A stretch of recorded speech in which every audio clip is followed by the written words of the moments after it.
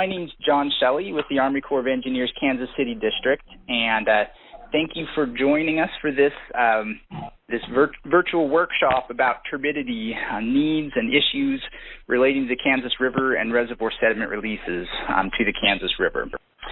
And I'm going to give just a little background on why we're having this meeting, and not too much time because then we're going to hear from some very fantastic presenters.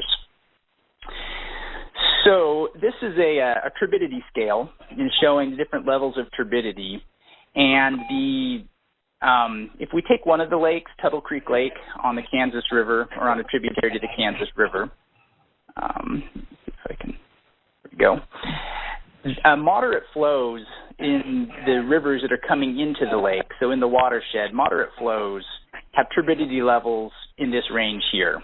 The high flows are off the scale that you see here with the level of turbidity.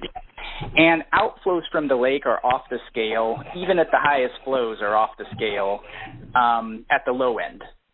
So even though the rest of the watershed has fairly turbid water during moderate and high flows, we're getting this very, very clear water that comes out of the lake that's almost completely void of sediment. Another way to think about that is looking at just the suspended sediment concentration, milligrams per liter. And the yellow and the green and the blue and the bright red are three tributaries coming into Tuttle Creek Lake. And then these circles at the bottom, that's the measurements downstream from Tuttle Creek Lake. So it picked up a little bit of sediment, mostly from the banks immediately downstream from the dam. But the sediment coming in for like 1,000 CFS, we can say it has about 1,000 milligrams per liter, and the sediment leaving will have about 30 milligrams per liter of sediment. So a drop from 1,000 down to 30, or for a little bit higher flows, we might be in the 2,000 or 3,000 range, and it might get up to as much as 40. And so you see what a dramatic effect this has on the amount of sediment in the water. We know very well the effect that this has on the lakes. Many of us, and probably many of you on the phone, are very interested in the fact that the lakes in Kansas are filling in with sediment, some faster than others. Some within the next 50 years will basically be completely gone from a multi-purpose pool water supply point of view, unless something's done. And this is Tuttle Creek Lake that you see here. So we know about what happens in the lakes, but what about the downstream channel? What's the effect of all that sediment trapping in the lakes on the ecology downstream and on the geomorphology downstream, and what would be the effect of reintroducing sediment, making a more natural sediment regime downstream? There are a lot of questions about that, and so that's why we've assembled this group of experts to start us off on the discussion, and this surely won't be the last time that we're discussing this issue. Just want to give an introduction to each of the presenters. So first of all, Matt Condolf, who's a professor at the University of California, Berkeley. Matt is an internationally recognized expert in fluvial geomorphology, in sediment issues related to reservoirs and dams, hydropower, and the environment. He has been an expert witness on cases before the Supreme Court and before some of the highest international courts, commenting and giving opinion on these types of issues. Very impressive, publications, and just thrilled to death to have Matt, that he agreed to donate his time and to give this presentation for us. We're also going to hear from Rollin Hotchkiss. Dr. Hotchkiss is a professor at Brigham Young University. He also serves on the Army Corps of Engineers Environmental Advisory Board, which is a group that gives input on how the Corps their environmental policies. He's also an internationally recognized expert. He serves on committees dealing with reservoir sedimentation, both nationally and internationally.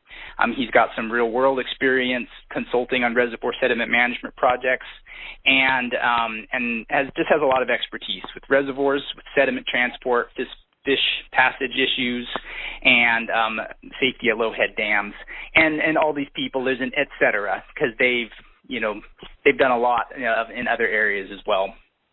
I'm also giving you links down at the bottom if you want to look at some of their, over 100 journal articles. Then we're going to hear from Derixa Hernandez-Abrams. She's a research ecologist at the Army Corps of Engineers Engineering Research and Development Center, and she'll be presenting work that she's worked on together with Dr. Kyle McKay and some others at the Environmental Lab. And her expertise is in ecological modeling for planning, for restoration, and for environmental impact assessments. And then we have Dr. Keith Gido, and he's a professor at Kansas State University. He's a fish biologist, expert, also very prolific in publications and the work that he's done. Lots of, I'd say, boots on the ground, but like boots in the river kind of field work. And we have the added benefit that he's local. He's from Kansas State University with lots of local expertise as well. There's me, just so you know what I look like. And anyway, all right. Well, we have a great group here with a lot of you with interest in this issue based on all your organizations. So thank you very much for coming. And here's the agenda. So we'll start with Dr. Condolf. We'll go to Dr. Hotchkiss, then to Derixa, Dr. Gido, and then we'll have some discussion as best we can. I know the virtual format is not great, especially with the large group, but we'll have some discussion about what we do or don't know about sediment in Kansas River ecology, and also what should be monitored during any sort of sediment releases or restoration pilot project. And this won't be the last time you can weigh in on these issues, but would like to start that discussion. Okay, with that we'll get started with Matt. Good afternoon, everyone. Still morning here. It's a pleasure to be able to talk to you about this topic. Thank you, John, for the invitation. And I've been hanging out with the real experts on reservoir sedimentation like John and Rollin and others.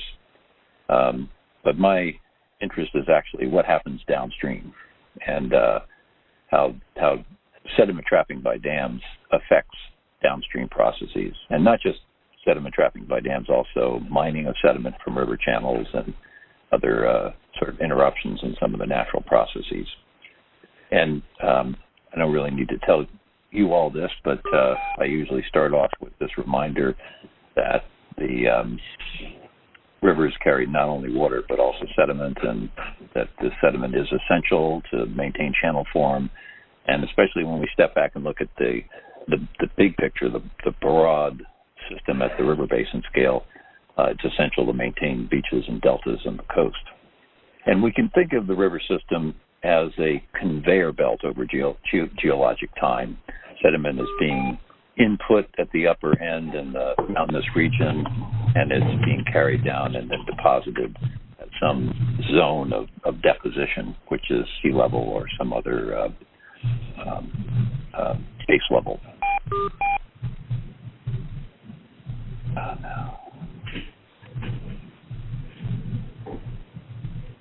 Okay. So this natural system is interrupted or altered in many ways. In some cases, the load of sediment is increased by disturbance, clearing the forest or building roads in a mountainous area. But we have many examples of the sediment flux being reduced.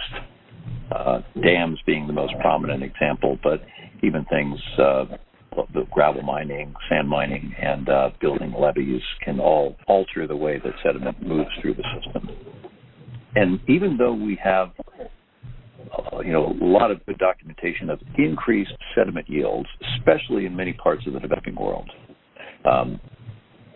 even though that is clearly happening, we're getting way more erosion, like from areas in China that are being developed, et cetera. Yet, when you look at the loads of most major rivers around the globe, they are almost all showing decreased sediment loads, and that's because of all this trapping by dams. So when we decrease the sediment load downstream of the dam, we produce something that we can call hungry water. And this is a phenomenon in which the flow from the coming out of the reservoir still has energy, still has a drop. It's still capable of eroding and moving sediment, but it no longer has its natural sediment supply. So as a result, it will cause the bed to downcut. It will undermine infrastructure. It will destabilize channels. As the bed drops, that causes a drop in the water table with a lot of impacts along the river. There's a loss of habitats as you lose complexity as the gravel bars disappear. And then, of course, you have increased coastal erosion because of the lack of sediment. And the problems from the dams are just compounded by the mining of sand and gravel from channels. Another interesting thing that we see in many cases is that the channel will be simplified. And this is because you will lose features like gravel bars and riffles that depend on the coarser parts of the sediments. But also you'll often find a narrowing of the channel and then fossilization as vegetation encroaches and stabilizes the bank. And that turns what was a more dynamic and sort of flexible channel environment into something of a hardened canal. And so all the stream power is then concentrated in this narrow incised channel, and so that channel just gets hammered by the floods. And so that tends to wash out most of the valuable habitat. Well, this problem has been recognized, and there have been some attempts to deal with this. One of the most effective is also a way of preserving reservoir capacity, and that is to pass the sediment through dams or around dams to restore this continuity of sediment transport. You can also mechanically add sediment to the channel downstream of dams. Normally, this is the coarser fractions that are added, and this approach, it helps to deal with the problem of hungry water downstream, but it doesn't do anything to alleviate the problem of sedimentation in the reservoir unless you are getting that sediment from the reservoir itself, which rarely happens in the United States. I know of only one example, maybe two examples, but it is common in some other places. And then another strategy which has been pursued a lot in France, especially on the Upper Rhine, is to induce bank erosion downstream of the dams, which to me is just a temporary solution because, yes, you get this gravel coming in from the eroding bank. It makes the channel more complex, but that's going to run out pretty soon. So looking at sediment bypassing, and a very related thing is diverting to off-channel reservoirs. The idea here, it's following the Chinese saying, pass the muddy water and save the clear water. So when a flood comes, you open up this diversion channel. You try to block the floodwaters from going into your reservoir, and you divert them into a bypass channel that will then take the sediments around the reservoir and dump them into the river channel below the dam. This example that I have illustrated here, the Nagel Dam in South Africa. It's kind of classic, and the geometry here is perfect, where you've got this big meander bend that is the reservoir, and you can make this shortcut channel with a steeper slope that will easily transport the coarse sediment downstream, and you can dump it in below the dam. This is also done, and actually very well documented in places in Japan, and I think Rollin has visited a number of these sites. This is the example of Lake Miwa Dam, built in 1959. It was filling with sediment, so they built this bypass tunnel in 2005. In hindsight, it would have been nice if they built the bypass tunnel in 1959 with the dam, but anyway, it's better late than never, and it works very effectively, and this has been very well documented how this functions. but basically in the floods, they're able to divert the sediment slurry through the tunnel to come out into the river downstream. So those are examples of bypasses. And now moving the sediment actually through the dam. The idea here is you discharge the high flows through the dam. So when you have a lot of floodwaters coming into your reservoir, you go ahead and let those floodwaters pass through. You open up the large outlets that you have in your dam. So this only works when you have this. And you allow the sediment to pass through on downstream. The idea is that the river flowing into the reservoir barely even notices it's going through a reservoir. It just keeps on trucking and carrying all that sediment through. Now, this works best in long, narrow reservoirs with steep slopes, usually small ones, but it can function in large reservoirs as well. The Three Gorges Reservoir, over 600 kilometers long, is very narrow. And the design of this reservoir, the intended operation, which they have been attempting to carry out, I'm not sure how well it's worked, but it is basically to sluice the sediment, to draw the reservoir down during floods and let the sediment pass through. If you have questions about that, there are a lot of issues that come up. But I wanted to include this other example that many of you would be familiar with, the John Redmond Reservoir, which I've learned about this from our colleague Greg Morris. Redmond is nearly circular in plan, but with some minor changes in the operation, basically reducing the flow detention time, they were able to decrease the trap efficiency and thereby decrease how much sediment was trapped in Redmond Reservoir. So that's sluicing. You essentially just let the sediment pass through the reservoir.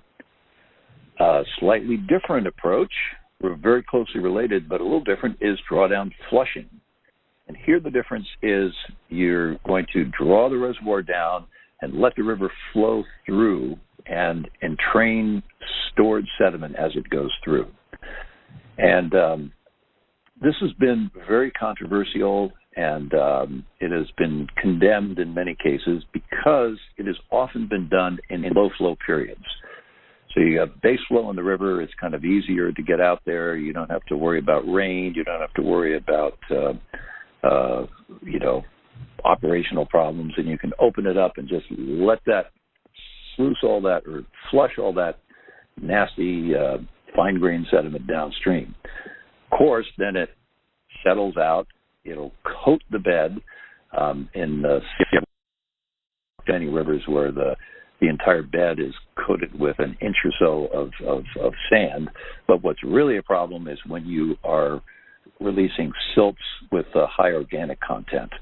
And then you can get anoxic conditions downstream. So there have been many documented cases of flushed sediment killing all the biota for many kilometers downstream. Like sluicing, flushing works best in hydrologically small reservoirs, where you have, long, narrow reservoirs and relatively small relative to the average annual flow. So basically, if your capacity is 4% or less of the average annual flow, you can probably undertake flushing or possibly even sluicing. An interesting example of dealing with some of the environmental effects, the Génissiat Dam on the Upper Rhone in Switzerland, just above the border with France. So this is coming out of Lake Geneva. On the image on the right, you're looking upstream at Lake Geneva, and we are seeing the Rhone River flowing in the foreground. So the problem with Génissiat Dam, as it fills with sediment rapidly enough that, and the sediment is coming not from Lake Geneva, but from this main tributary that comes in right below the lake, the Arve River, which starts up on Mont Blanc, and so it's got this huge sediment load. So as the sediment accumulates in Génissiat Dam, it creates a backwater and creates backwater flooding in Geneva. So it's basically to deal with that backwater flooding.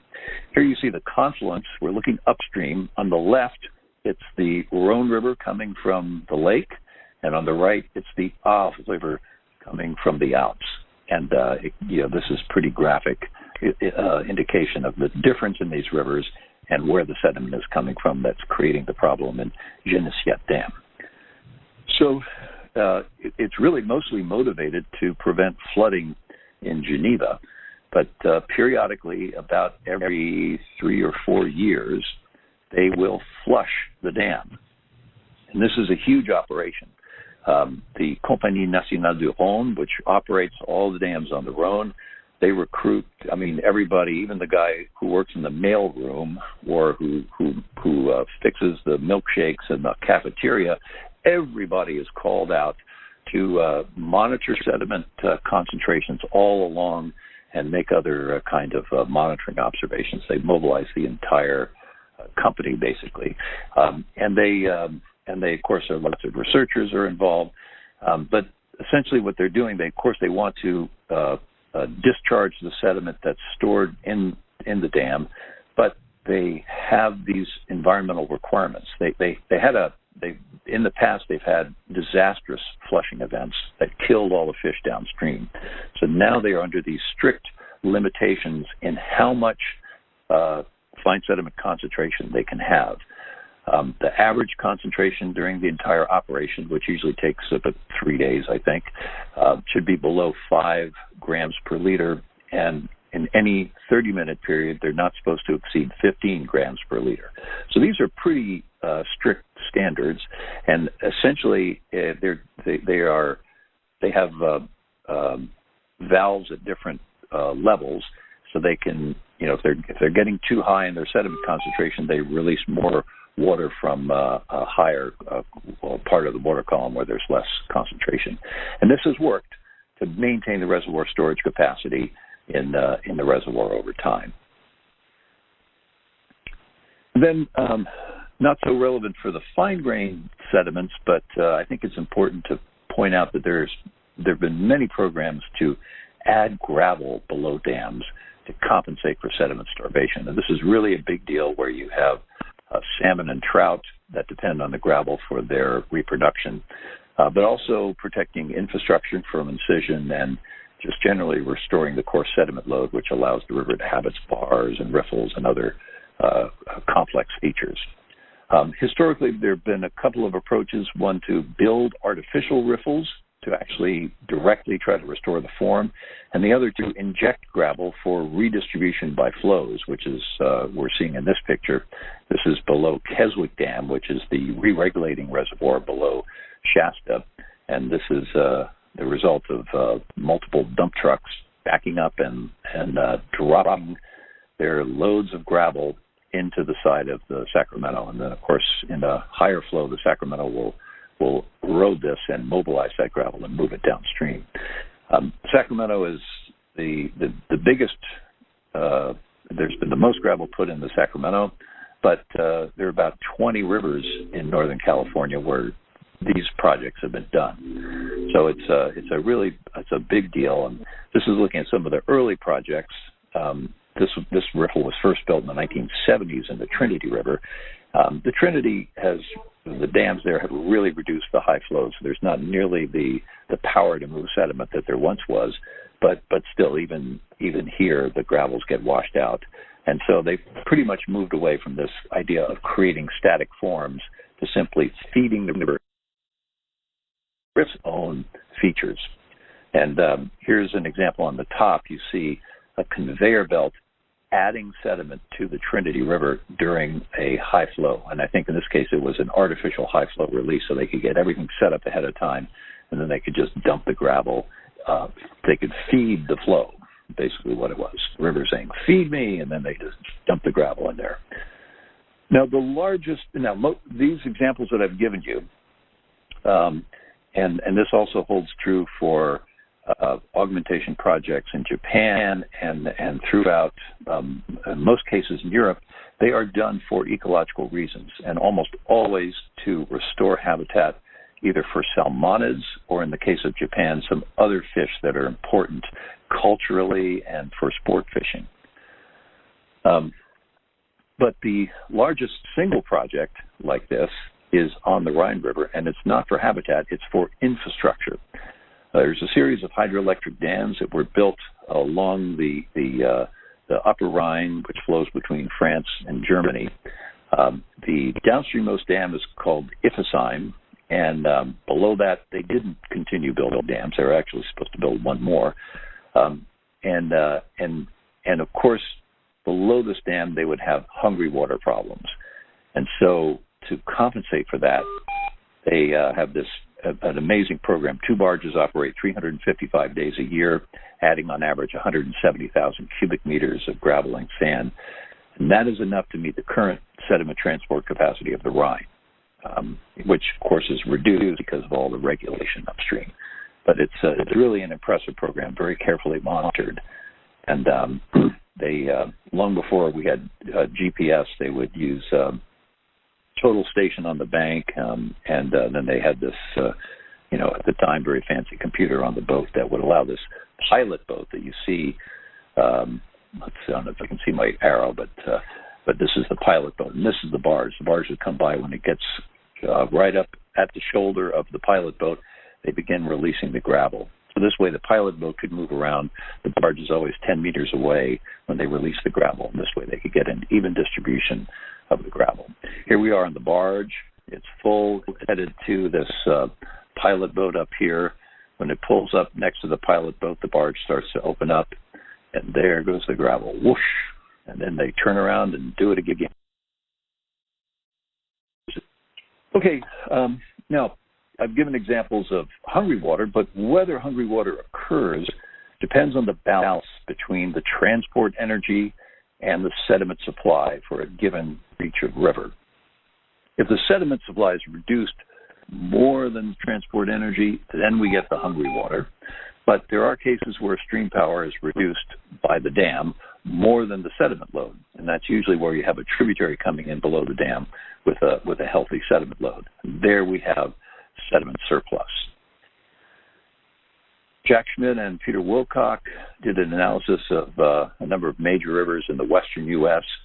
and calculated that some reaches are in sediment surplus, but far more are in sediment deficit. Examples being shown here, these reaches in red are sediment deficit. And this is Glen Canyon Dam. Right below Glen Canyon Dam, the sediment deficit there has attracted a lot of attention because it's the Grand Canyon National Park, because river trips require sandbars for camping.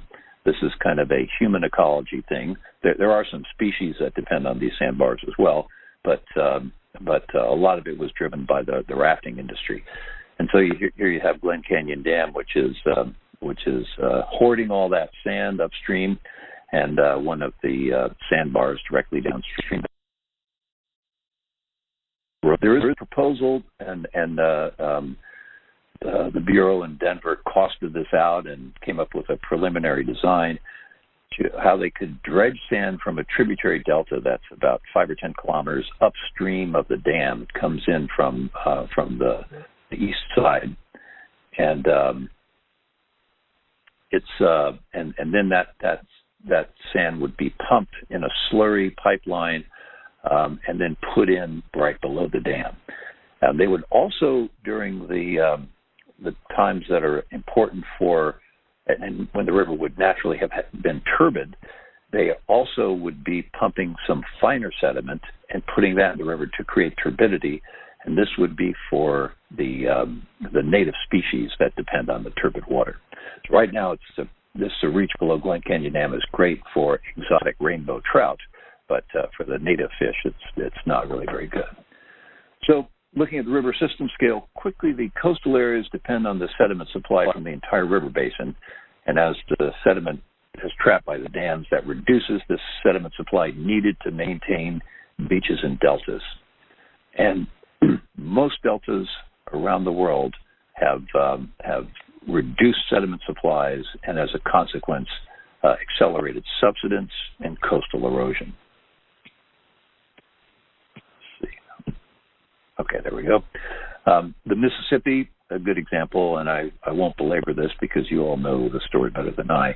And, of course, the Missouri having formerly been the major sediment source for the Mississippi.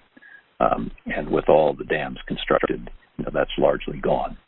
So when we look ahead at the future of the Mississippi Delta, it's just very hard to see how we're going to maintain a delta without a sediment supply.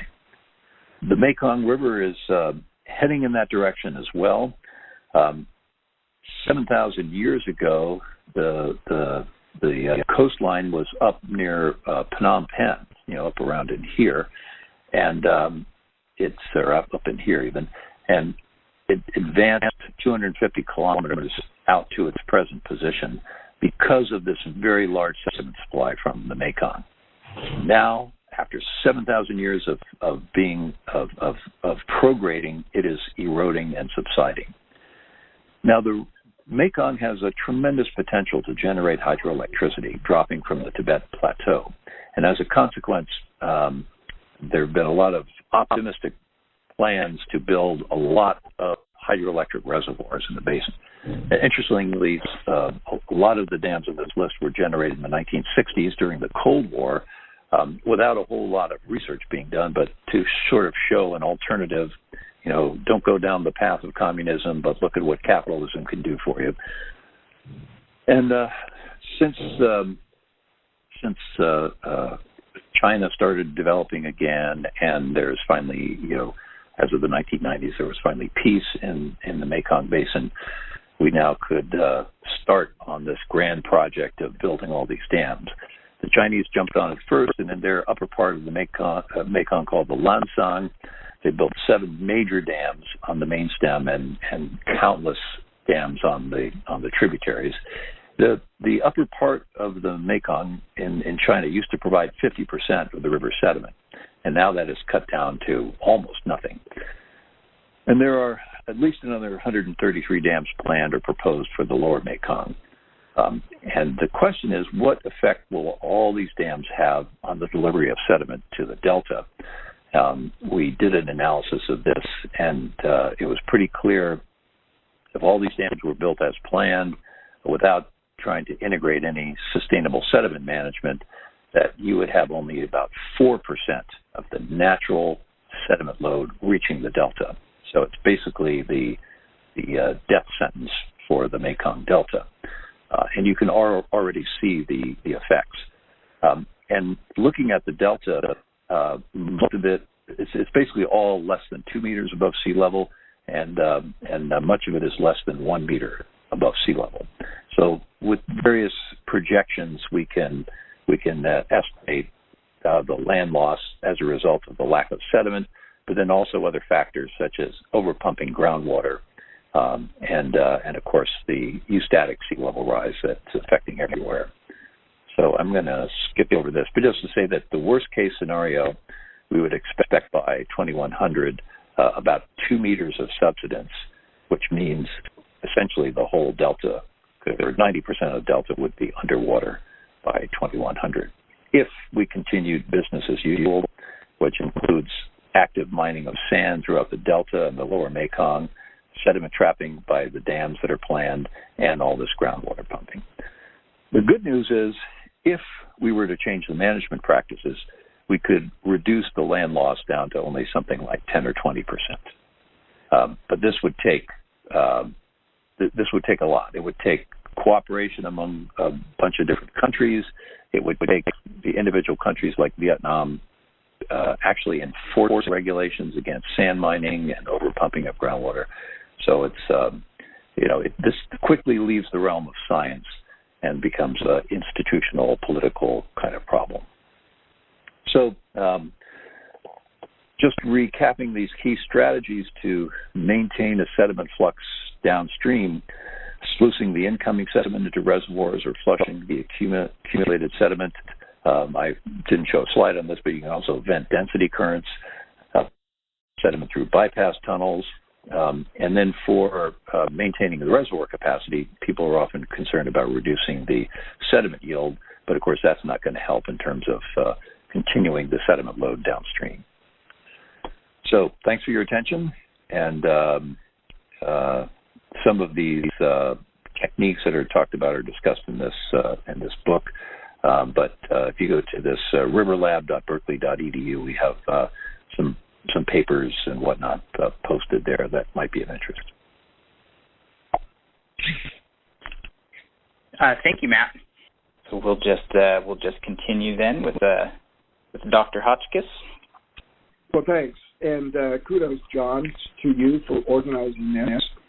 And hi, Matt. It's been some time since we've spoken, but it's an honor to follow you and be with the group today. The Midwest really has a very proactive stance on sediment management, and my compliments to all of you. So I'll be taking a look at a practical example where we actually did this and are doing this in the United States. We're moving sediment downstream. So just a quick review of what Matt said. Here's a plan view of a river before a dam, the plan view of a river after the dam. Notice the color change, how fancy I use it. Blue downstream means we love it, clear water, but the reservoir is filling in. Ultimately, what we need to do is to restore that sediment balance downstream. And Matt talked about the reasons why we need to do that, so I'll skip over this and then move to what we've been doing here in Utah. I'll cover 5 items in the next 20 minutes or so. I'll give you quite a bit of detail about Millsite Dam, and I'll just highlight the permitting process. I'll go through the operation, what we actually did, and the results with some costs. And I'll finish up by sharing with you some related national efforts. So what do we have here? We have Millsite Dam in Ferron, Utah, which is in south central Utah, indicated by this little arrow right here. It was closed in 1971 as one of the hundreds, if not thousands, of NRCS watershed dams. Relatively small, it's lost about 20% of its storage capacity to sedimentation. Now, that's not a horrible volume of loss, but the local irrigators want every ounce of water available for irrigation. So they were very concerned about this and wanted to do something about it. The water is used primarily for irrigation there in this part of the state. A plan view photograph from Google Earth shows you what they're up against. This dam was built in a very arid area with a lot of manko shale upstream. Not quite sure that I would recommend building a dam in such an environment, but nonetheless it's there. A lot of the deposition occurs, as you can see, in the upper end of the reservoir. Very good records there indicate that on average, they lose about 74 acre-feet to deposition annually. So how does water get out of the dam? When I saw this outlet, I thought, oh, super, we can pass sediments through this outlet. It's a 54-inch diameter pipe, but that water leads to all of the irrigation canals downstream from the dam, and putting sediment-laden water in there would not work. So another facility they have is an uncontrolled spillway. When the water level gets sufficiently high, it simply spills over and goes downstream. As Matt has mentioned, the water is pretty clear in that outflow, and it's hungry water at that point. My conclusion and recommendation to the irrigation company was that during times when this spillway was carrying water, that they dredge sediment and add it to the clear water. The clear water diluting the muddy water and moving sediment downstream. This would maintain storage capacity in the reservoir, which is of interest to the irrigators, but of equal interest to me are the positive downstream impacts that they could achieve. So the idea here is, in this part of the state, native Utah fishes, which are very small, depend on turbidity to hide predators. This clear water discharge from this dam has resulted in a decrease of diversity and abundance of these native Utah fishes. So the local Bureau of Land Management, they want muddy water downstream. Now, the trick is to do this and avoid excessive sediment deposition downstream and loss of dissolved oxygen. In other words, to do this in a very controlled manner, to try to overcome some of the objections to flushing that the Condal is under. So we applied through the formal permitting process to do this, through Section 404 of the Clean Water Act, that's administered by the Corps of Engineers, and Section 401 in the state of Utah. Now, neither the Corps in this division nor the state of Utah had really seen a plan like this before. When I approached the state of Utah and told them what I wanted to do, they said, well, you can't do that, because they had in mind that photograph that John showed at the very beginning of our webinar today, clear water. But after a short discussion with them, they could see what we were trying to do. Nonetheless, it took a little while to get the permit done. I submitted an application which was rejected by the Corps of Engineers, modified it, rejected again. Then there was a debate. We met at the site. There was a little bit of give and take. And keep in mind, this had really not been done in this part of the country. Submitted it and got it approved. But the state of Utah had 24 conditions of operation. So almost 2 years was required. This was the most difficult part of the entire process. It just wore down a local irrigation company, but finally we received permission to do so. This is a view of Fifth Street with Millsite Dam here on the left upstream, and downstream shows some of the cross sections that we established where we would sample for fines and invertebrates to make sure that releasing sediment from the reservoir into Ferron Creek would not have negative impacts on the local ecosystem. So, in 2015, 5 years ago, the permits were approved. It was interesting, by the time they were approved, that spillway had been discharging for 2 weeks. So we got ready really quick and dredged sediment downstream for 2 days. But then the water stopped going down the spillway.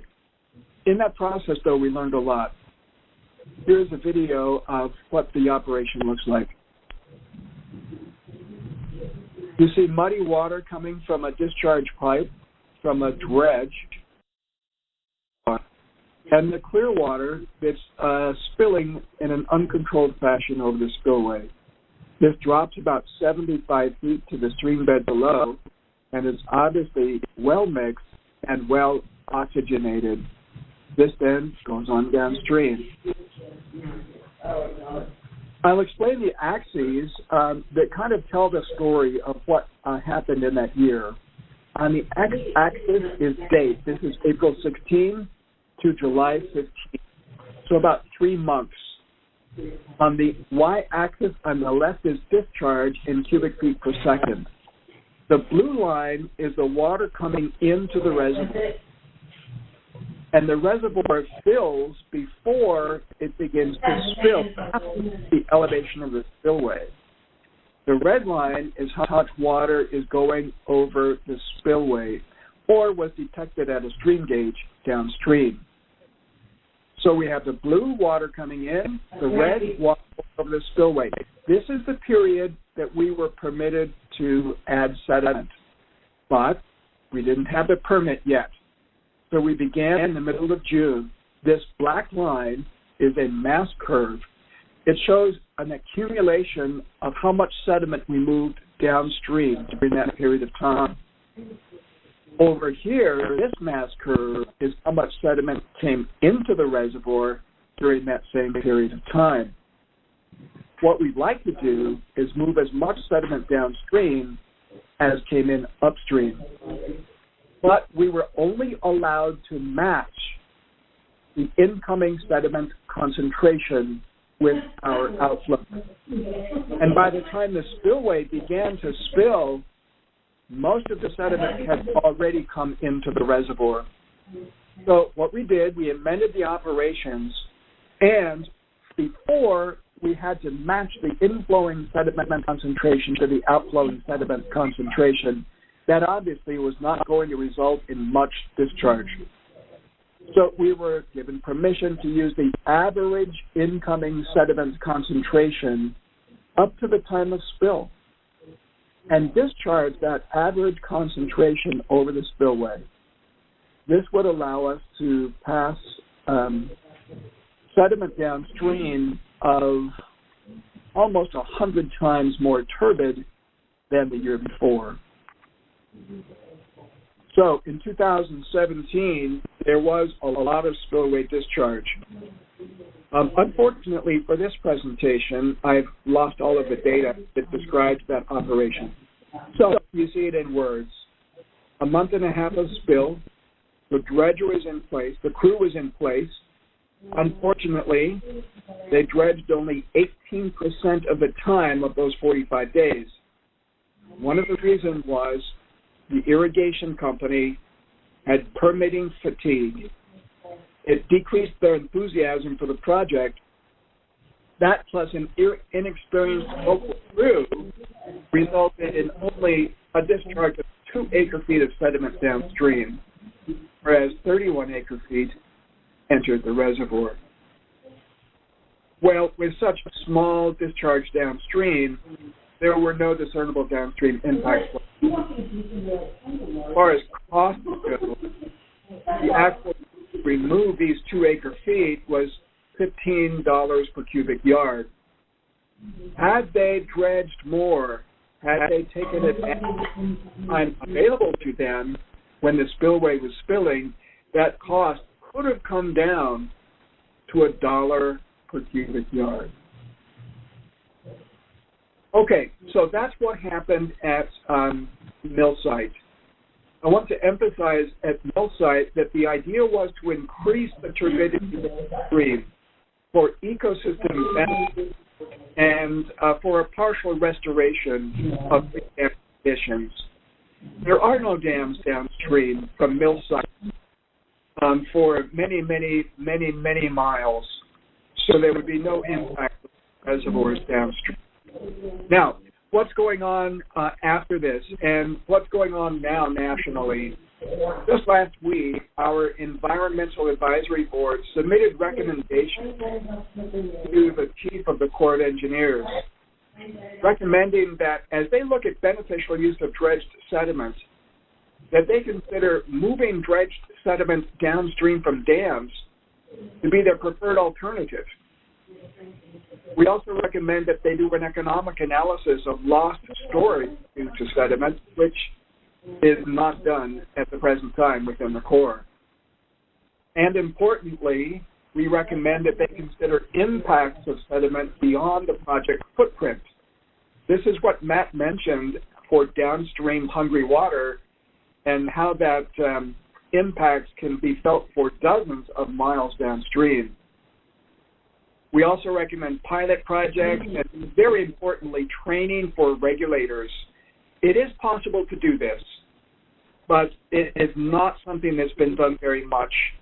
So the initial reaction of both the Corps regulators and the state regulators is to stop, put on the brakes, and because they are unsure what to do, to require some fairly unreasonable actions. Finally, we're recommending to the Chief that a new regulatory guidance letter be composed to readdress sediment management at dams. I think that's my last slide.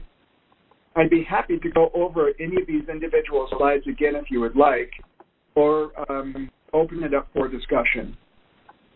Well, Matt, it seems like this is a case in which the idea worked physically, except this problem of sort of institutional barriers slowed things down and sort of undercut the enthusiasm of the local district and so on.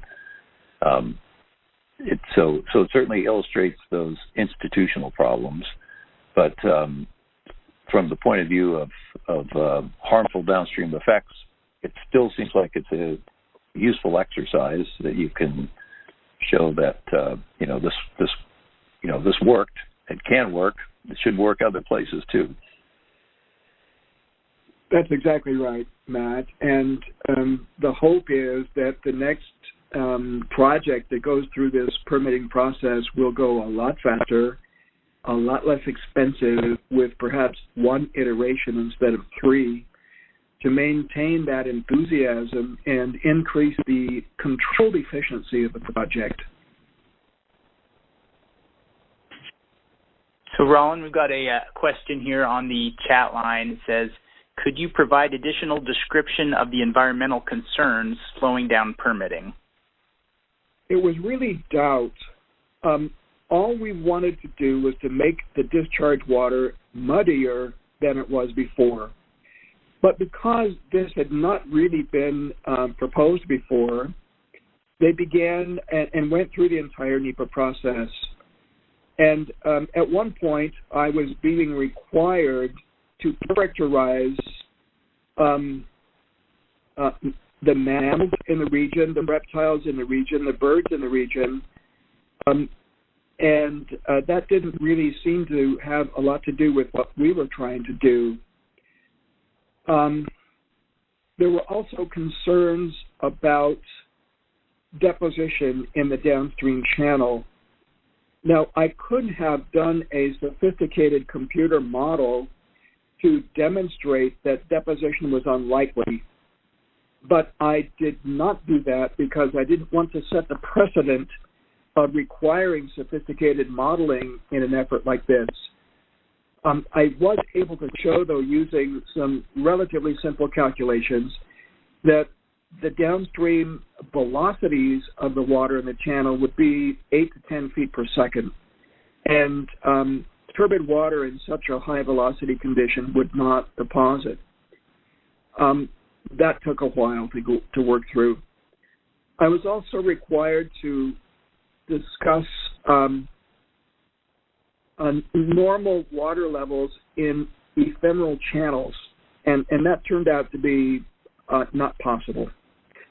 So because the state and the Corps had not seen this before, they kind of had a long list of things to satisfy because of their inexperience with this, and that just stretched out the whole procedure. When all was said and done, many of those initial requests were dropped.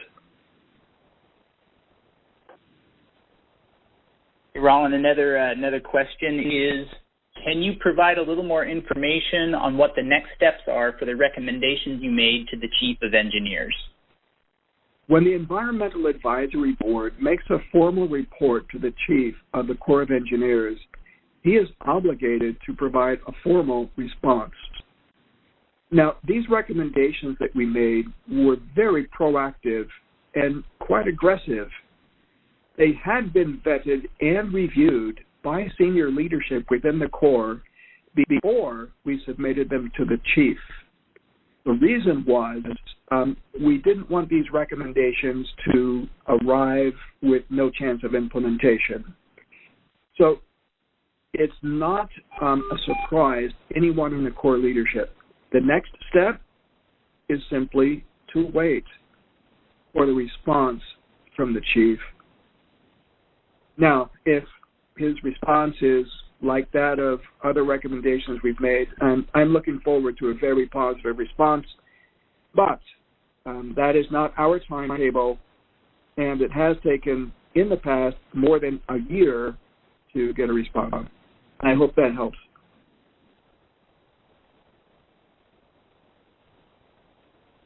A question, Rollin, I have, just to clarify, that $15 per cubic yard compared to the $1 per cubic yard, what was the difference between those numbers? Efficiency and hours put in dredging. They typically dredged for fewer than 8 hours per day and only 5 days a week. And this was just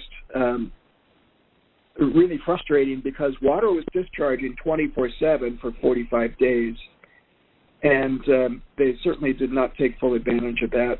Had they had another crew working and had done 16 to 20 hours a day, 7 days a week, then the amount of sediment obviously discharged would be huge at very little additional cost, therefore decreasing the unit cost.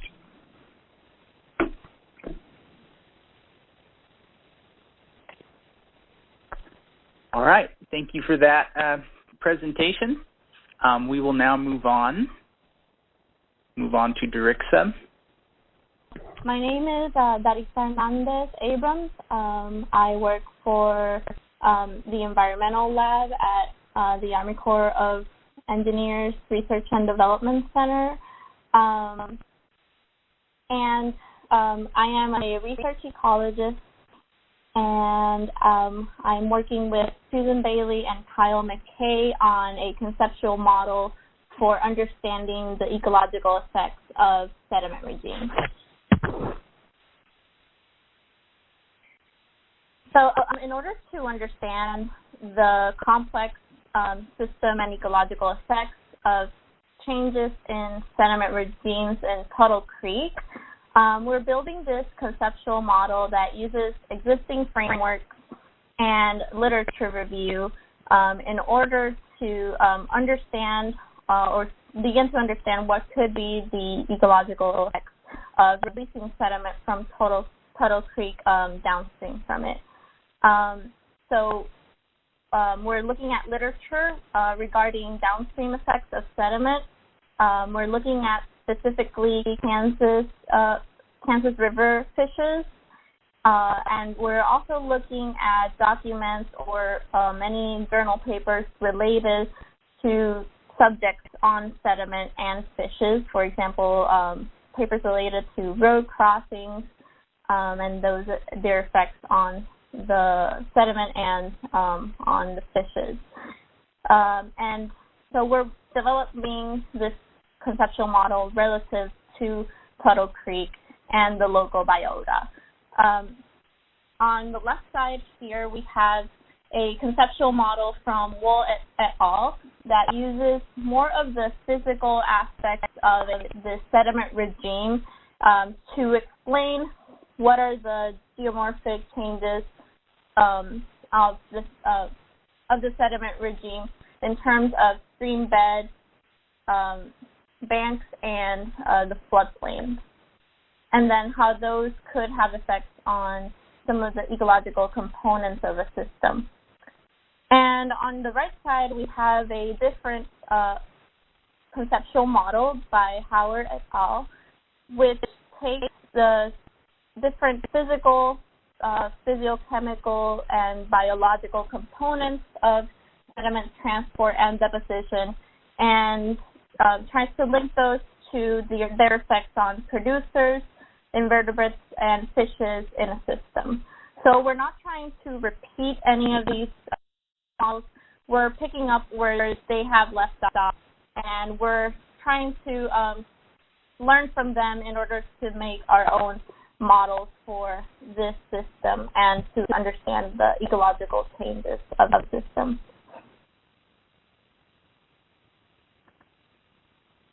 So again, we're using conceptual models to try to break down the effects of sediment in the system, and we're focusing on the major driving forces of change relative to fish populations. And we created this first general conceptual model that shows the different components of the sediment regime, or the major ones that could have effects on the fish populations. And this conceptual model begins with a notion that the habitat is in a natural sediment regime. So if it were unaltered, these are the different components that could affect the system, the driving forces. So here in the blue boxes, we have those components of the sediment regime. We chose grain size, magnitude, and supply, and timing of the sediment release. and then how those three components have effects on the different abiotic and ambiotic characteristics of the river system, and then how those in turn could have effects on different aspects of the fish population, such as survival, growth and development, reproduction, and movement. And overall, these changes could have effects on the fish population in terms of their community composition, the food web itself, biodiversity, and invasive species. And those are the broad-scale ecological outcomes that those other changes can have in the system. So we are not including in this conceptual model. We're trying to represent it, tease it apart, and just focus on the sediment regime. So we're not including flow regime. We're not including the obvious effect of connectivity that the dams in the system have. We're not including temperature or other outcomes such as changes on macroinvertebrate communities, riparian forests, or also aquatic vegetation. Here in the gray boxes, we've listed a couple of possible management actions. Right now, the management action of no action, which is sediment deficit in the system, and hydrosuction as possible management actions. And we wanted to remind you that for every one of those management actions, we can have mitigation measures like environmental windows or controlled releases of the sediment, like the reduced duration of sediment, in order to mitigate the impacts of the sediment releases in the system. And those are in the gray boxes.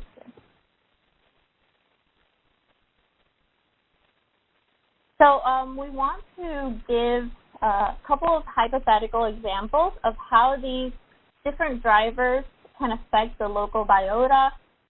So we chose different fishes for their better documented and direct and indirect effects that sediment has on them. So we chose them as indicator species to start the conversation of how the sediment regime can affect this system. So in this example that we have here, we've identified the Johnny Darter as a potential sediment-sensitive taxa. The Johnny Darter is listed in Kansas as a vulnerable species, and it nests beneath stones in the stream bed. So under the current conditions that we have for no action sediment deficit systems, that has changes in the grain size, magnitude, and timing of sediment regime in the system. So if there was no structure there, the available fine and coarse material in the system would be very different from what we have today. So under the current conditions, the fine sediment below the dam is very low. So that has changed long-term the channel morphology, and in turn that has had changes potentially in maybe the spawning substrate, which is very important for the Johnny Darter fish reproduction. So the available nesting substrate could have changed from the original historic conditions. So the second example that we have here, we're using the same species, but under a different management action, which would be the water injection dredging action. So this would have changes in the grain size and the magnitude. And for example, the supply could have change in the turbidity, and the turbidity could in turn have effects on gill abrasion and siltation in the system, which would in turn have effects on the survival, the growth and development, and the reproduction of the Johnny darter. So in our third example, we have already seen what could be a potential sediment sensitive taxa for the Johnny darter, and we chose the flathead chub as a sediment tolerant taxa because this species is listed critically imperiled in Kansas. But so it may not be the best taxa, but it's just an example, and you guys could give us better examples of what we could use. So in the discussion part. So the flathead chub, we chose it as a potential sediment tolerant taxa because it prefers turbid, fast-flowing water with sand and gravel substrate, so it likes the turbidity. So the current conditions of no action in the system that lead to clear water, sediment-starved waters, has led to a decrease in turbidity caused by the change in the magnitude of the sediment regime. That decrease in turbidity has changed the light penetration in the water, and that in turn could have potentially affected the predation rate of this species. So their predators could have become more successful at predating the flathead chub, and therefore their survival could have been affected by the change in these unnaturally clear waters. So therefore, this taxa could potentially benefit from a sediment release from Tuttle Creek. So in conclusion, as our take-home messages, we wanted you to take away that these conceptual models are helping us to structure our thinking about these complex systems and ecological processes. Some taxa may benefit from a sediment release, while others may not. It all depends, like everything in ecology. And the turbidity effects also may be short-term relatively to a geomorphic change, and that could be something to take in consideration, and also it could be mitigated by different management actions that can be taken. So for the next step, we're proposing a bigger project examining the issue of sediment starvation in general and the release, and we're trying to put this on a national scale, so not just Tuttle Creek. And we want to use a trade-based gilding system where we, like in the examples, we can put taxas into a sediment-sensitive category or a sediment tolerance to see which ones could be affected by a sediment release. And we want to thank John Shelley for his insights on the system and for sharing his, engaging us in the interest of this project. We also got initial feedback from Seth Wenger, Mary Freeman, and Shashir Rao from the UGA River Basin Center on the conceptual model. And this funding came from USA's Sustainable Rivers Program and the Ecosystem Management and Restoration Program. So any questions that you have, we can, myself, or Dr. Kyle McKay and Susan Bailey are on the line as well. Any questions?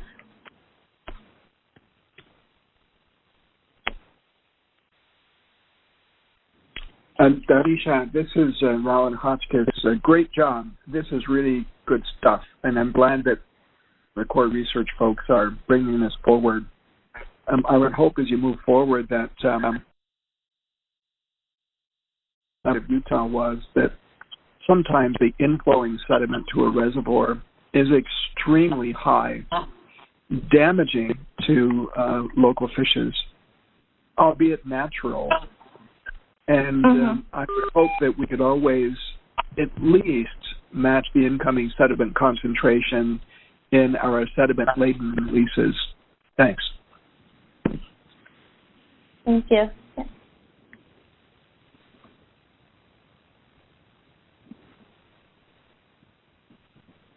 All right, additional questions?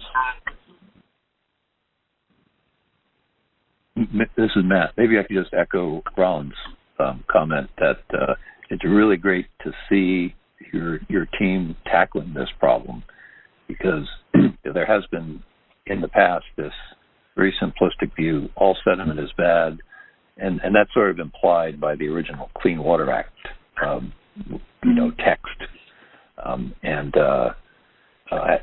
We really need to start focusing on, in what ways is it beneficial, how much, and so this is exactly the kind of study that I think we need to have more of.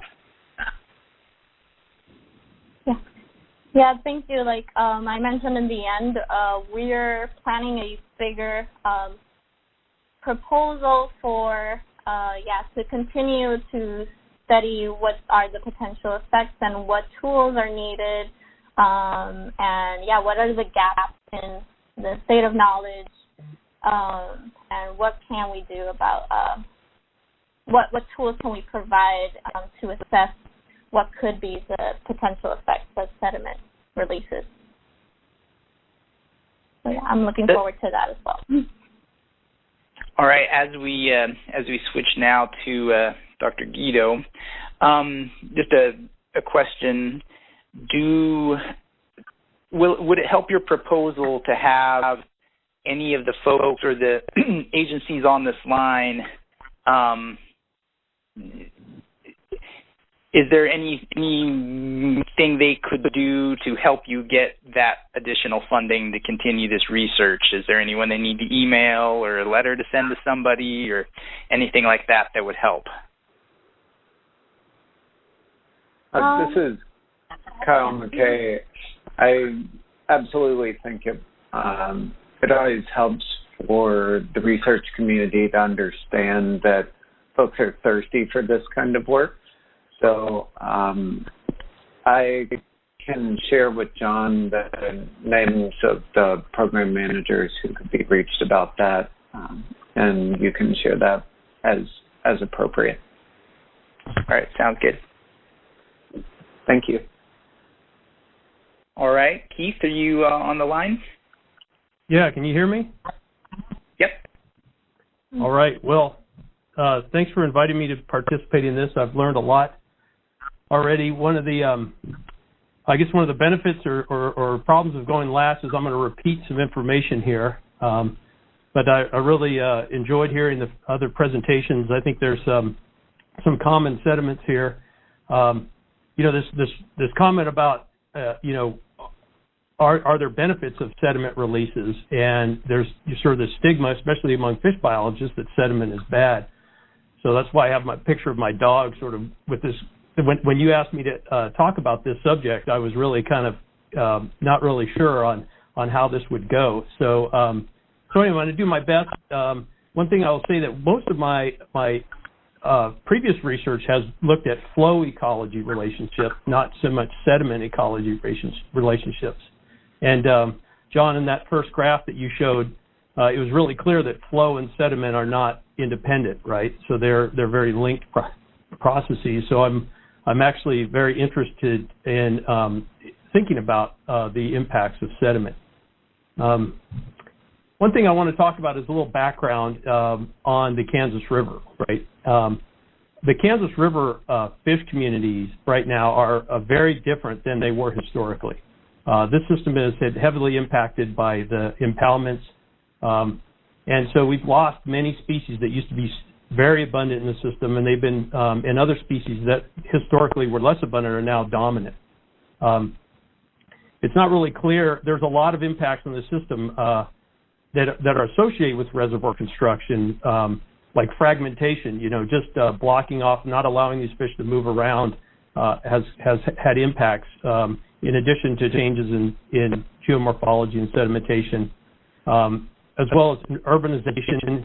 In some cases, invasive species have impacted these. But there's a large number of species in the Kansas River that have changed, and And I will note that that fish community right now is not very recognizable from the historic community in this system. I'm going to re-show this graph that Daria just showed. This site.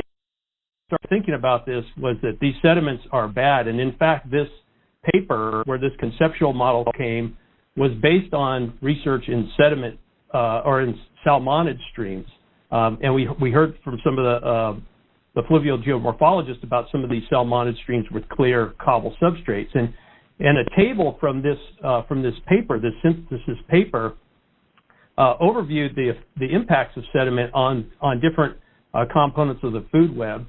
And what you see from this paper is that most of these impacts are negative. If we look down here in the bottom on the fish effects, that we see reduced standing crop, reduced abundance of benthic invertebrates, declined quality of habitat, reduced abundance. So much of this this work on at least on salmonid streams, which have coarser substrates, suggests negative impacts of sediment.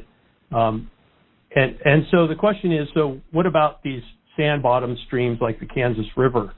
And I'm not going to talk about the physical chemical effects. The earlier speakers were much more knowledgeable about this subject than I am.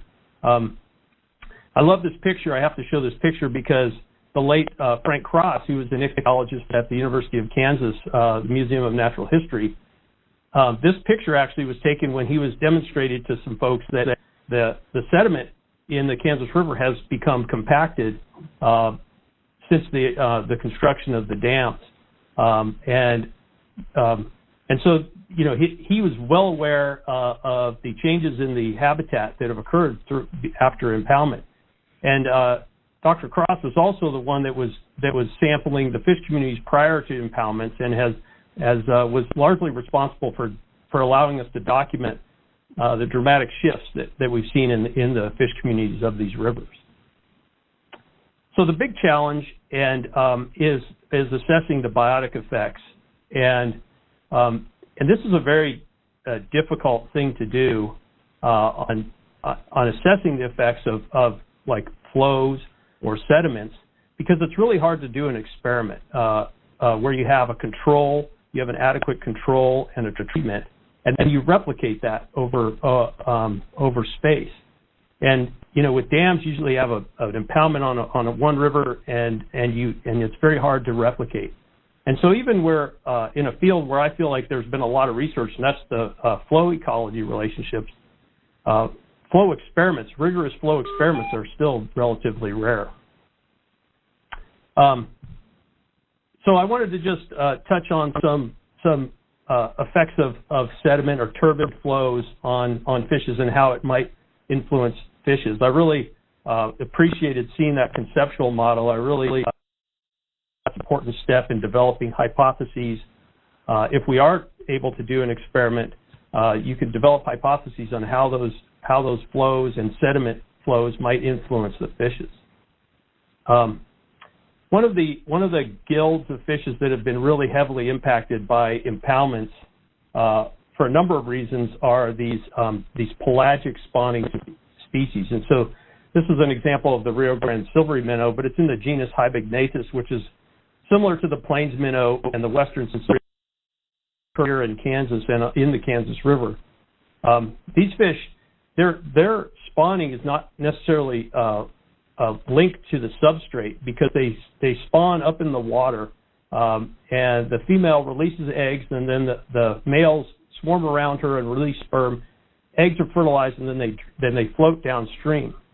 But this graph here shows in the dashed line is the discharge, and when you have discharge events, that's when these fish spawn. And the idea is that they spawn these eggs, and larvae are drifting down the river while there's turbid flows. And there's many reasons for that, but one would think that it would be harder for predators to eat those eggs if they're associated with a pulse of turbid flows. So these fish are adapted. Again, these aren't salmonids. These are fish adapted to these large, turbid, sandy rivers, and they've figured out a life history strategy that decouples their reproduction from clean substrates. But unfortunately, this drift case is also a problem because if they drift into the then they settle out and they die. So these fish can't survive in small river fragments.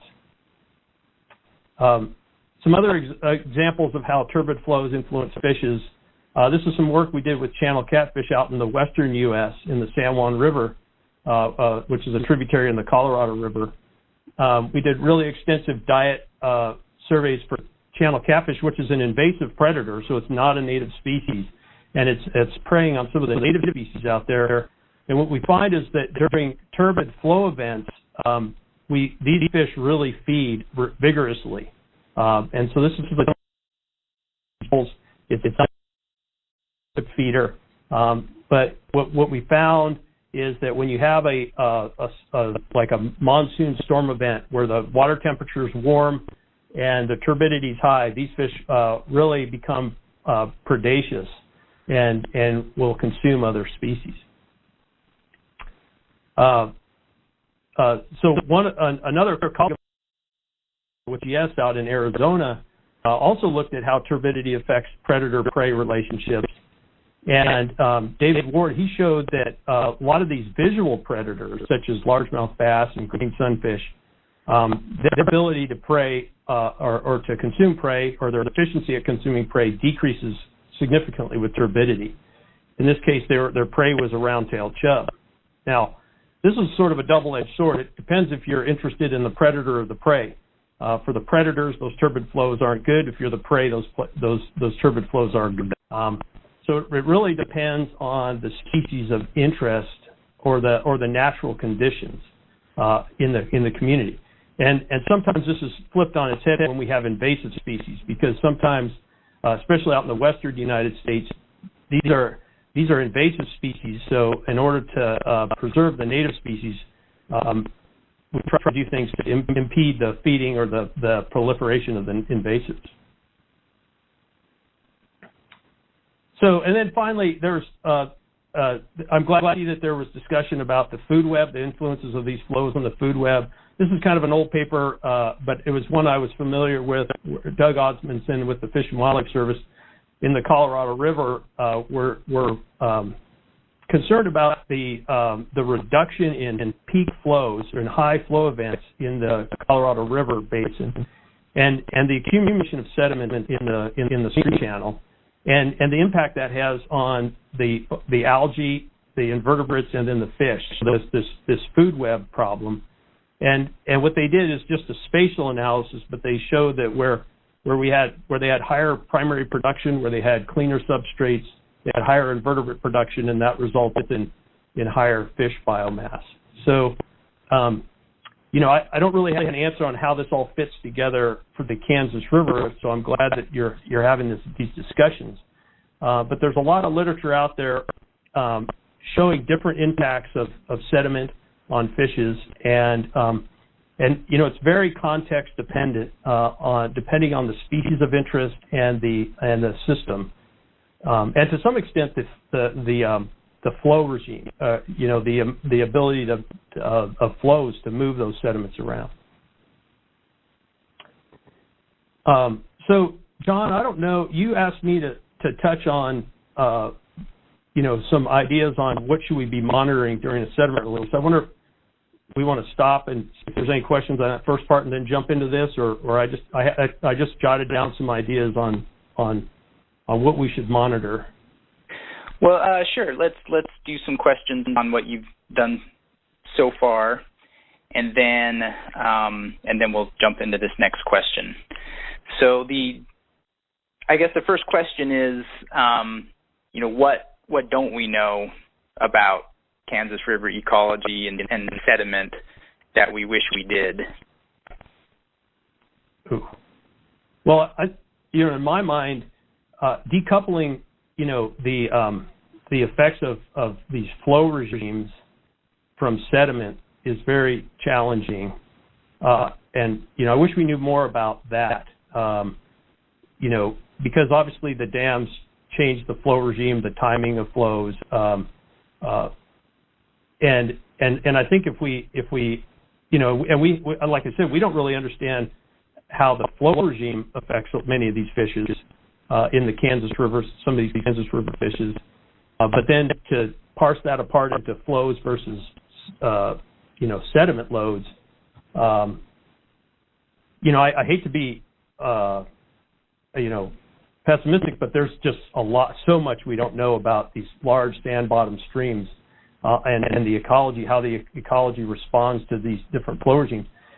Part of the challenge is you just need a long time series of data, and you need standardized monitoring so you can really see how things change over time with different flows, or you need experiments, and we just don't have that. So I think there's just a lot that we don't know, unfortunately.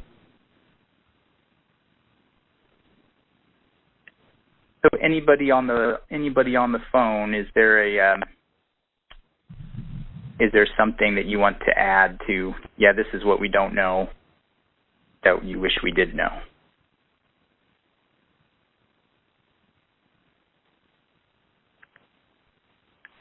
This is Dan Baff. Is there any concern about anaerobic sediment depleting oxygen? And then is there any concern about the nitrates and fertilizers and pesticides in the sediment?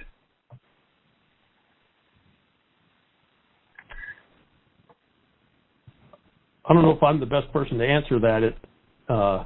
There should be. I would think. Maybe there's somebody else who could answer that better than me.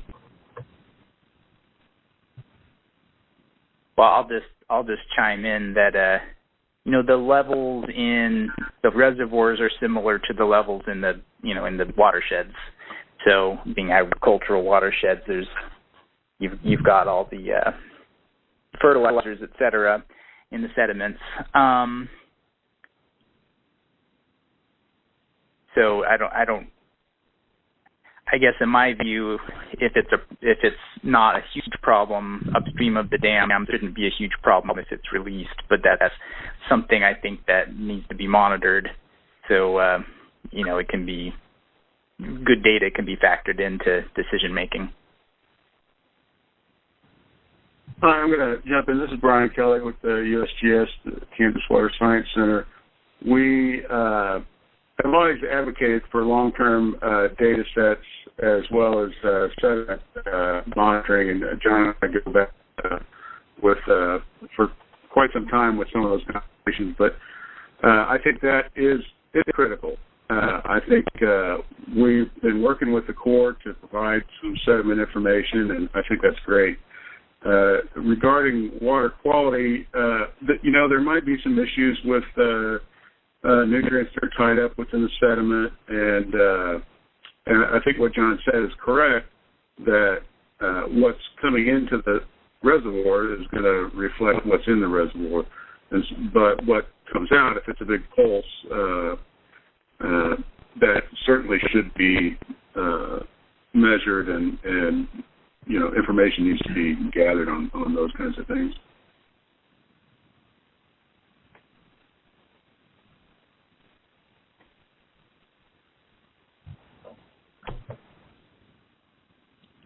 Okay, Keith, do you want to go over the list of some things here that you had of monitoring ideas? Yeah, sure. So, I said at the beginning of the semester, I was kind of throwing this list together. I ran this by my lab this morning. Talked about this with my grad students, and I think there was I was happy to see a lot of these variables were in the conceptual model. It was just presented, as well as some other things that maybe not be on here. But it sounds like we're on the same page thinking about these, all the variables that might be nice to measure. I realize, you can't measure everything. It's cost prohibitive. But obviously, water quality, food, impact on the food webs is going to be really important. These different community structure, the different species composition. Some species are going to respond positively, some species are going to respond negatively or possibly. There's, recruitment growth. I think measuring, sort of in the fall after everything's spawned, success, recruitment success of many of the species could be a very effective means of monitoring or evaluating the pilot project. Movement is something that I'm interested in. Fish will move a long way to find optimal conditions, especially some of the larger bodied species like the blue sucker or the shovel-nosed sturgeon. They might, if a sediment pulse comes through the system, they might move they might move to get away from it or to come towards it. It's hard to say. I think a lot of those we've already sort of touched on those. I mean, they're in the conceptual model. The one thing that I think I would like to talk about more is the experimental design. How would you go about monitoring or testing the impacts of sediment if there was a pilot project? And I think one of the main limitations, and some of my colleagues, we've published a few papers talking about the flow ecology relationships, and there's this problem of a lack of control. So you need something to compare a response to, and this Bocce design or before-after control impact design can be quite helpful. And I threw on season there because that's important, but let me just share this graph here. So if you think about Tuttle Creek, if you have a sediment release below the dam, there's a couple options for what you might use as a reference. And I'd be really interested to hear what folks' thoughts are on this. But you could sample above and below the reservoir. So we saw some graphs on that earlier about how sediment loads above and below the reservoir change. We have several reservoirs in the Kansas River Basin that could be used as references. So if you look above and below Milford Reservoir and then you do a release out of Tuttle, that would be a one comparison that you can make, or a reference comparison. You also have above and below confluences. So if a sediment release comes down the Big Blue River, you could sample that, and you could also sample above that confluence in the Kansas River. You could look at a downstream gradient. That sediment might fall out, or things might change as you move downstream. That's probably a less, that's not a replicated design, but that's how many studies proceed.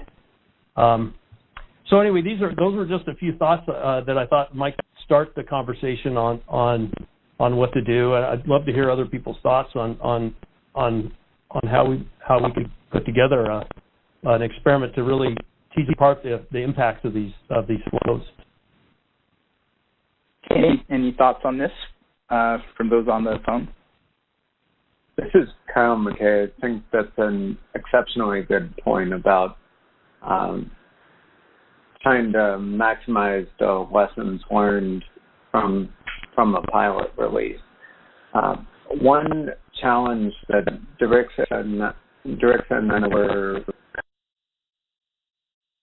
to account for long and short-term response variables. So I began to what folks have to think about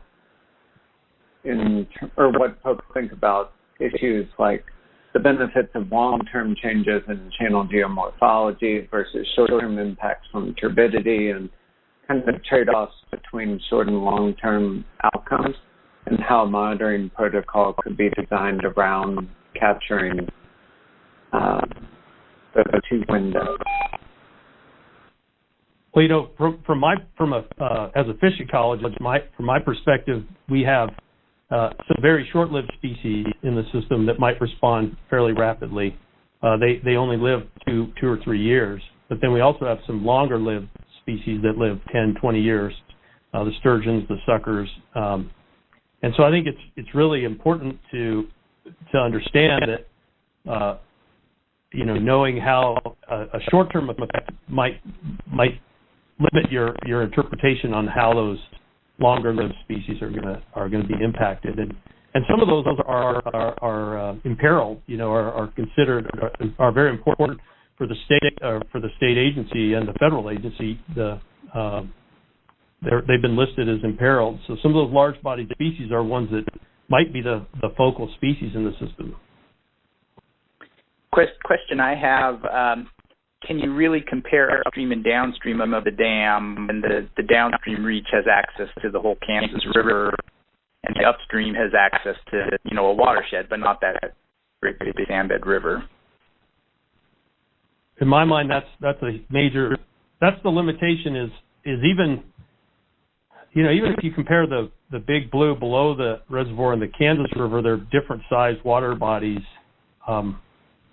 This is where I struggled. Where, what is the adequate reference state? It might depend on the variable you're measuring. Were you thinking more like fish moving in and out? Because obviously access to the Kansas River for fish moving in is really important. But maybe like for invertebrate response, it might be more appropriate to do upstream and downstream. Okay. Yeah, I'm not a fish biologist by any means, so just thinking about species on the Kansas River are probably just different than the ones upstream. Yeah. Absolutely correct. All right. Well, do we have any final questions or comments for any of our presenters? So Mike Armstrong says, sounds like some rivers below dams are hungry for sediment and some are not. On a scale of 1 to 10, how hungry is the Kansas River below Tuttle Creek? So on a scale of 1 to 10, how hungry is the Kansas River below Tuttle Creek? I'm going to put it up like on a physical basis, just on how much sediment is being trapped. It's very, very high, the amount of sediment being trapped, and so the water downstream is very, very different. So I put it pretty hungry. We also have bed degradation and bank erosion right downstream from Tuttle, and we have that quantified, and so we can demonstrate that. But that also sort of shows that that's very hungry. Got another comment. Hi, John. This is Laura Totten. Can you hear me? Yep, I can hear you now. Yep. I just have a question kind of about, if we were able to implement a test or a demonstration, and, and this may be more of a question for Keith, that going back to that list that Keith showed of the things that, you might want to monitor, is there, preferred, I guess, window for when you would want to do that test to get the most out of that follow-up, either the pre-monitoring or the post-monitoring for that? And then my second question is, if we are able to make a test and we have some conditions, and then later on, when as we move forward to propose hopefully a long-term solution to sediment, say in Tuttle, if we are able to replicate the conditions real closely, then, what's the risk, I guess, if you really haven't captured all of those potential effects that you might not capture? Well, it's a great question on how to get your most your bang for your buck if you do an experiment. If you're thinking of like recruitment of fishes, you might want a couple of years of data. You need to have some kind of understanding of the natural variability in your control situation, which might be before you do you implicate the experiment. So it's really challenging. So I think that doesn't really answer when to do it during the day. It's seasonal. I would assume that you would want to put those sediments out. I mean, I don't know. Maybe in the wintertime, there might be less of an impact on oxygen or anaerobic conditions. I think historically the springtime in Kansas anyway, when typically we have the rainstorms and naturally turbid events. So maybe you'd want to do the experiment to match when a natural event would typically occur. The whole system has changed. So, maybe trying to mimic the natural system, that's a big question for you guys to think about is, has the system changed so much fundamentally that we shouldn't try to mimic a natural situation? We should do something that benefits the existing condition. That's a horrible answer to your question. I apologize, but it's not a simple question for sure. No, and I think you're right. It's really hard. What do we try to shoot for? As an outcome, I guess, for the fish. All right. Well, we have met our time here, so I'll just give a final thank you. There's certainly more discussion that we need to have, and hopefully in the coming months we'll be able to meet in person again and get the right people in small groups and in rooms together to hash out some of these questions and thoughts. But thank you so much, all of you presenters, and thank you everyone for tuning in for this. And one final thing, if you have the need of professional development hours and you would like a certificate from me, you can email me and I will print you one out. john.shelley@usace.army.mil. I'd be happy to do that. And so with that, thank you very much, and until next time.